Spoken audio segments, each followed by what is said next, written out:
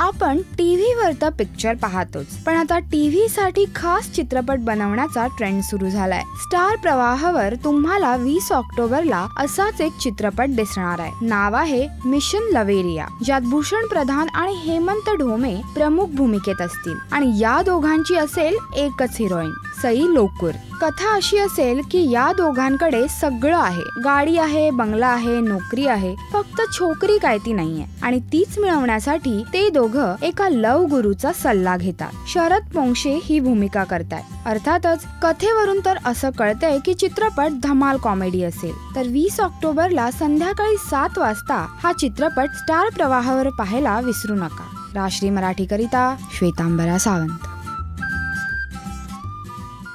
नमस्कार, मी Shriya पेगावकर। Please subscribe to राष्ट्रीय मराठी।